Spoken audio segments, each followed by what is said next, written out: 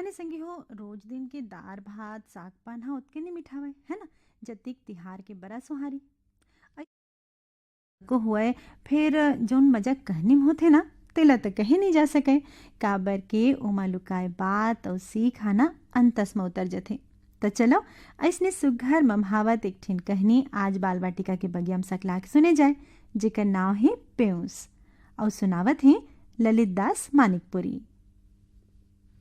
संगी हो एक बेरा के बात है। घर के तीर मा तनु ह जैसे पहुंचिस खुशी के मारे उछले लगिस। ममा के गाड़ी ले झट उतर गे और रानी गाय ला पोटार लिस। रानी आगे नानी नानी रानी आगे ऐसे कहत नाचे कूदे लगिस। तब नानी हर गाय ला बुलाए लगिस, आ रे आ। ऐसे नानी के इशारा पाके रानी गाय हा बाँ बाँ करत कोठा के भीतर मा गिस। कोठा में जैसे गाय बछवा मन घलो रानी गाय के रास्ता जोहत रहाए। रानी के रंभाना ला सुन के सबो गाय गरु के कान खड़े हो गए। रानी गाय हा कोठा में अपन बने ठोर में जाके खड़ा हो गए। इति तनु हा चल दूध पीबे चल ऐसे कहत ओकर चंदनु बछरू ला ले आनिस। बछरू हा घलो अम्मा अम्मा कहत और उछलत कूदत अपन माँ के तीर में पहुंच गे और हुदेन हुदेन के दूध पिए लगिस। रानी गाय हा अपन बछरू ला चाटा दुलारत सुघर दूध पियाए लगिस। एला देख के तनु हा खुशी के मारे ताली बजा बजा के नाचे लगिस। ओला देख के तनु के नाना नानी और ममा मामी सबों के चेहरा में मुस्कान आ गए। घंटज भर पहली के बात आए घर में कैसे उदासी छाए रहीस। तनु हा न तो खावत रहीस न पियत रहीस। का होगे रानी गाय हा अतका बिरले आए कैसे नहीं है। सबो गैया तो आ गए। ये सवाल तनु हा रही रही के पूछे। बछरू हा अम्मा अम्मा कह के चिल्लावे तब तनु की करेजा लहुटे धरे, आंखें ले आंसू झरे। रही रही के मुहाटी और गली खोर में निकल निकल के देखा। रानी गाय नहीं दिखाए तब फिर परछे में आके बैठ जाए। आ जाही बेटी आ जाही, चल एक कौरा खा ले। ऐसे कही कही के ओकर नानी और ओकर मामी हा समझावे। फिर तनु कहाँ माने, उल्टा वही मन ला कहा है, देखो ना चंदनु अम्मा अम्मा करत भूख में कैसन रोवत है। बछरू के नरियई और तनु के तड़फई ला देख के सबो बेचैन हो गए रहा। नानी तो बछरू ला पानी पसिया पियाए के प्रयास घलो करिस, लेकिन बछरू हा ओमा मुंह तक नहीं धरे, बस अम्मा अम्मा रटत रहे। थक हार के नानी घलो बैठ गए। तनु के नाना ला कथे, ऐसन में जी रोआसी लागथे हो। आखिर दिखती तब ही हा खोजे ला निकल जाते और खोज के ले आनते गाय ला। बिहनिया गी से तब थोड़ी खुरावत रही से। मैं जाने कोठा में गाय बछवा मन के झगड़ा में लाग दी सोही। का जाना चरे बर जाही त आहिच नहीं सके कही के। अब कति खार कति नरवा परे होही। ऐसे कही के तनु के नानी हा अपन मुड़ ला धर लिस। नाना कथे, मोहन घलो दुकान ले नी आवत है, आतिस तब भेजते गाय ला खोजे बर। सब गाय गरु ला बिछू कहत रही से, जतन करैया नी है। बहू बिचारी ला स्कूल और घर कुरिया के काम बुता ले समय नहीं मिले और बेटा ला दुकान ले नहीं मिले।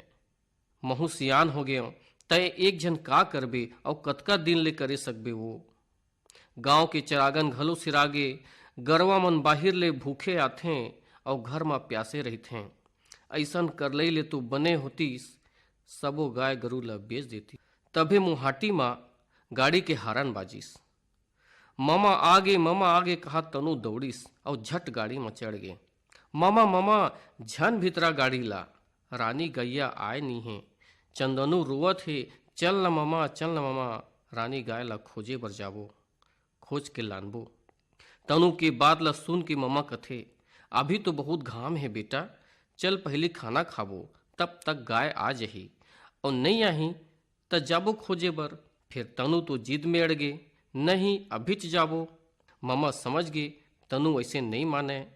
जब ले आ है छुट्टी मनाए बर बछरू मन के संग में मगन रहिथे। और जब ले चंदनू ह जमने हैं तब ले ओखर खुशी के तो ठिकाना नहीं है। बस ओला पोटारा चुमत रहिथे। जब तक चंदनू के माँ नहीं आई तब तक तनु ला चैन नहीं पड़े।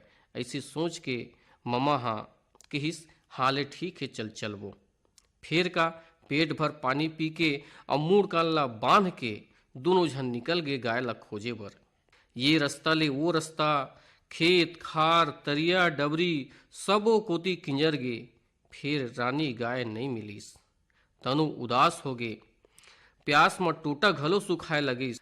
थक हार के दोनों झन लहुट गए।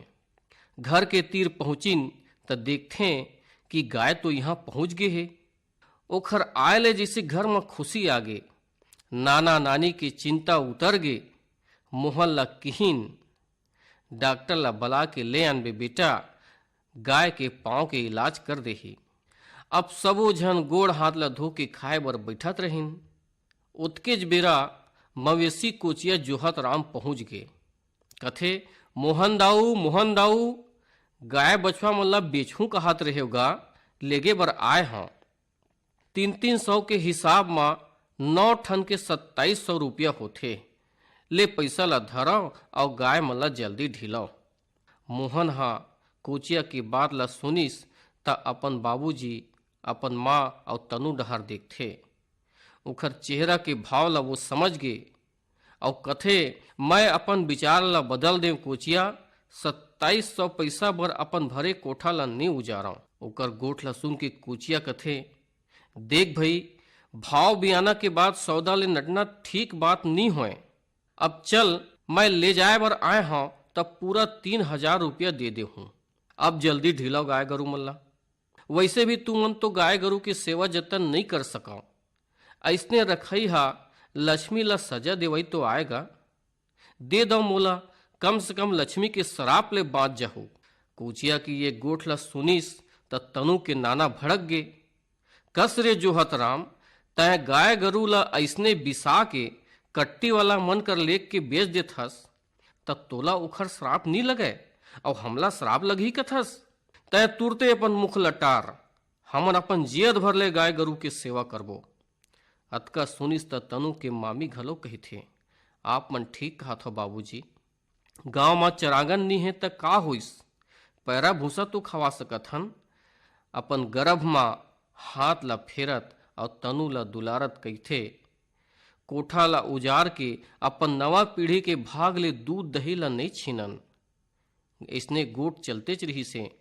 इति तनु के नानी हा कटोरी में पेऊस धर के आइस और कोचिया ला बड़ प्रेम से देवत कही थे, ले भैया ले कोचिया इला खा। खाए के चीज ये पेऊस होथे। हाथ में पेऊस की कटोरी आइस त कोचिया अपन नजर ला झुका दिस, जिससे पेऊस के महक पाके ओखर अंतस हा महके लागिस।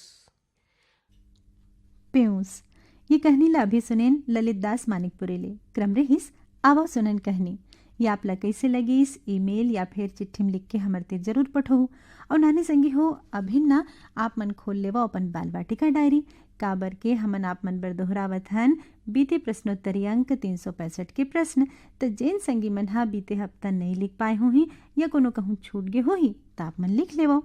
हमार पहली प्रश्न है, कौन भगवान ला एक दंत घलो कहे जाथे। पहली प्रश्न पूछे हन नानी संगी हो, कौन भगवान ला एक दंत घलो कहे जाथे। दूसर सवाल है, स्वामी विवेकानंद के ननपन के का नाव रहिस। स्वामी विवेकानंद के ननपन के नाव का रहिस। तीसर सवाल, सावन महीना में अमावस के दिन कौन से तिहार ला मनाए जाथे। तीसर प्रश्न है नानी संगी हो, सावन महीना में अमावस के दिन कौन से तिहार ला मनाए जाथे। चौथा सवाल में पूछत हन, सुआ लोक नृत्य हा कौन प्रदेश के चिन्हारी आए। सुआ लोक नृत्य हा कौन प्रदेश के चिन्हारी आए। पांचवा और आखिरी सवाल है, एक कोरिमा के रुपया होथे। एक कोरिमा के रुपया होथे, यह है पांचवा सवाल। नानी संगी हो पांचों सवाल ला एक घाव फेर मिला लेवो। पहली प्रश्न, कौन भगवान ला एक दंत घलो कहे जाथे। दूसर सवाल, स्वामी विवेकानंद के ननपन के कानाव रहीस। तीसर प्रश्न, सावन महीना में अमावस के दिन कौन से तिहार ला मनाए जाथे? सुआ लोक नृत्य ला कौन प्रदेश के चिन्हारी आए? ये है चौथा सवाल। और पांचवा और आखिरी सवाल है, एक कोरी में के रुपया होते? तो भाई पांचों प्रश्न लाना आप मन एक उत्तर ला लिख के झट कुन हमर तिर पठो देव, जेकर ले आपके पाती हा सवाल जवाब जोन है उकर में शामिल हो सके। और नाने संगी हो, अब आगू बढ़ल पहली ना, चलो थोड़ी के संगी मन के आरोला सुने जाए। काबर की मन हा कहत है, घानी मुनी घोर दे, पानी दमोर दे।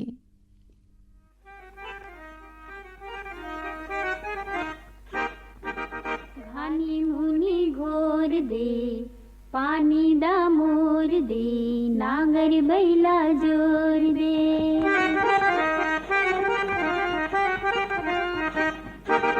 घानी मुनी घोर दे, पानी दमोर दे, नांगर बैला जोर दे। हमर भारत देश भैया दही दूध मां मोर दे। घानी मुनी घोर दे, पानी दमोर दे, नांगर बैला जोर दे। हमर भारत देश भैया दही दूध मां मोर दे। घानी मुनी घोर दे, पानी दमोर दे, नांगर बैला जोर दे।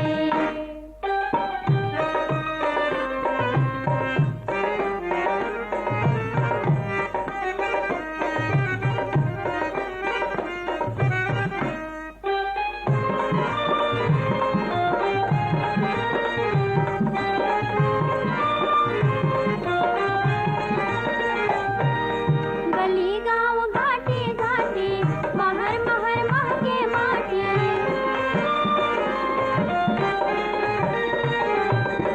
गली गांव घाटी घाटी, महर महर महके माटी। चल रे संगे खेत डहा, नांगर बैला जोर दे। घानी मुनी घोर दे, पानी दमोर दे, नांगर बैला जोर दे। हमर भारत देश भैया दही दूध मां मोर दे। घानी मुनी घोर दे, पानी दमोर दे, नांगर बैला जोर दे।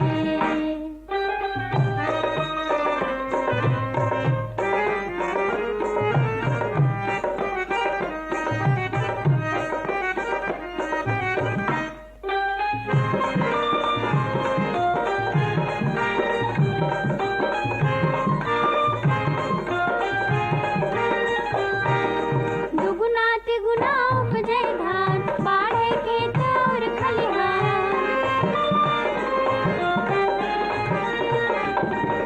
दुगुना तिगुना उपजे धान, बाढ़े खेत और खलिहान। देश में फैले भूख मरीला, संगी ते झक छोड़ दे। घानी मुनी घोर दे, पानी दमोर दे, नांगर बैला जोर दे।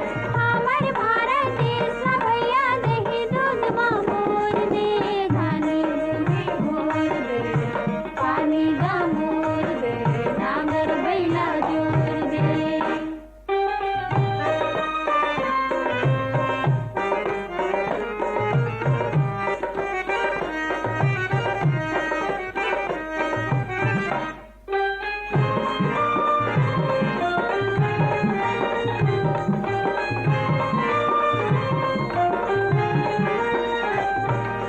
देश माए को जन संगे, भूखन मरे नहीं पावे।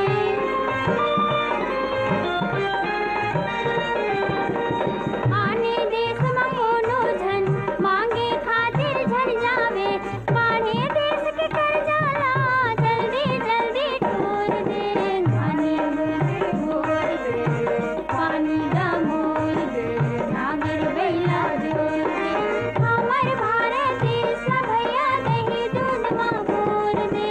घानी मुनी घोर दे, पानी दमोर दे, नांगर बैला जोर दे। हमर भारत देश भैया दही दूध मां मोर दे। घानी मुनी घोर दे, पानी दमोर दे, नांगर बैला जोर दे। माया खापर्डे और हेमंत ठाकुर के स्वर में सुनेन ये सुघर गीत। और नाने संगी हो, आज है महीना के तीसरे या शुक्रवार, यानी बाँचे जाही आपके सुझाव, शिकायत, समीक्षा और विचार। तो चलो शुरू करन लइका मन के चिट्ठी। ये पहली ईमेल आए है बनियापारा धमतरीले बेबी स्वाति माखीजा, माही, पूजा, छुटकी, शरद कुमार डोडवानी और जम्मू माखीजा परिवार। इमन लिखे हैं 31 मई के शीतला दीदीहा बाढ़त घामले बाँचे के उपाय बताइन और संग माँ चंद्रभूषण साहू के संगीत नाटिका नशा नाश के जड़ हेमा नशा ले दूर रहे बर बताइन। ये दिन के कार्यक्रम बड़ पसंद आइस, हमर डहाले बधाई। तनाने संगी हो, आप मन हा कार्यक्रम ला सुने गुने और पाती भेजे तेकर बर आपके धन्यवाद। आपके बधाईला हम झोंकत हन और संगीत नाटिका नशा नाश के जड़ है के सुघर प्रस्तुति खातिर चंद्रभूषण साहू मन तक आपके बधाईला कार्यक्रम के माध्यम ले पहुंचावत हन। हसदा नंबर 2 ले ये ईमेल पठोए हैं दिलीप, प्रवीण, पायल, लक्ष्मी, गीतांजलि और आकांक्षा साहू मन। इमन लिखे हैं 14 जून की बाल वाटिका ला सजा के लाए रहीन चंचल दीदी हा और यही दिन अमित कुमार कश्यप ले मोबाइल के दुनिया के बारे में बड़ सुघर जानकारी मिलिस।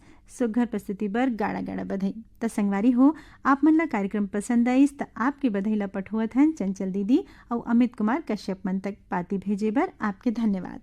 अगला पाती में लिखा है 21 जून के बाल वाटिका ला सजा के लाए रहीन गजानंद भैया हा। आओ सुनन कहनी माँ तेजराम साहू के कहनी सच्चाई सुनन बड़ सुघर लगिस और सुघर प्रस्तुति खातिर गाड़ा गाड़ा बधाई।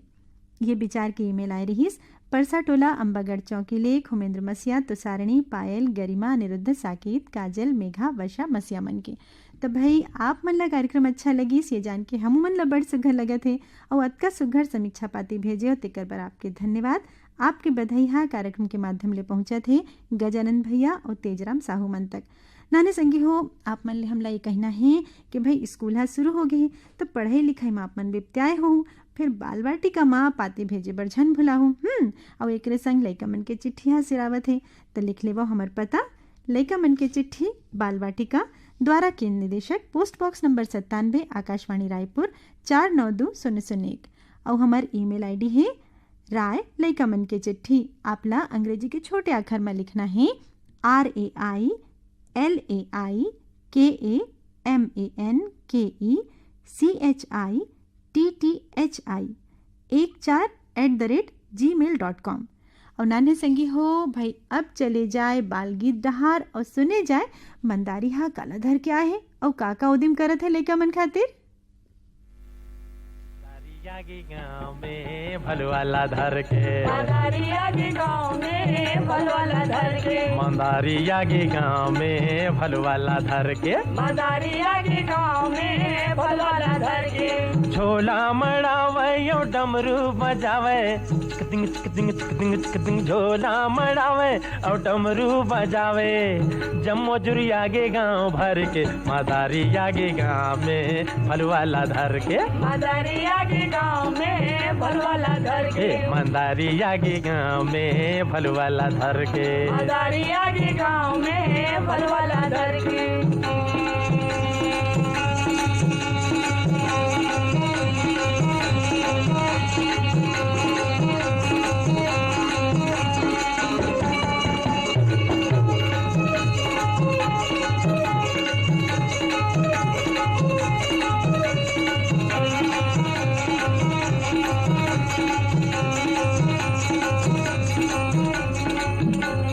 दौड़ा दौड़ा देखे लावे छोकरी यो छोकरा दौड़ा दौड़ा देखे लावे छोकरी और छोकरा सटकाटे का डोकरी आवे पाछू पाछू टोकरा सरकाते का डोकरी आवे पाछू पाछू डोकरा खेत ले बनिहारी नावे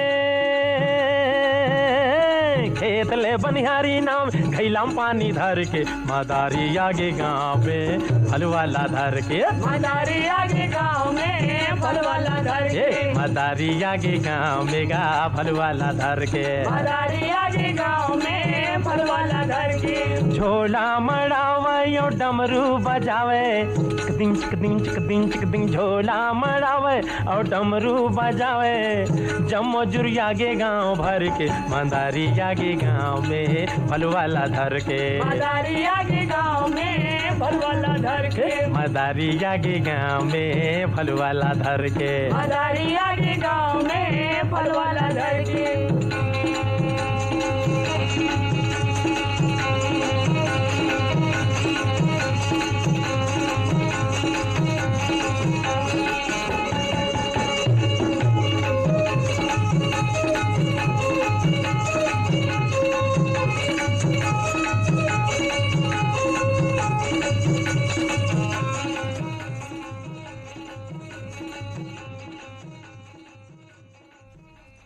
बैतलराम साहू और संगवारी मन के गाय ये रही आज के बाल वाटिका के आखिरी गीत। तनाने संगी हो सुग्घर होशियार लइका बन के प्रकृति पर अपन फरज निभाओ, करके बने बुता देश गाँव ला फिर सुन के चिरई बनाओ। यही गोट संग अब अपन शीतला दीदी ला देव विदा। बच्चों जय हिंद।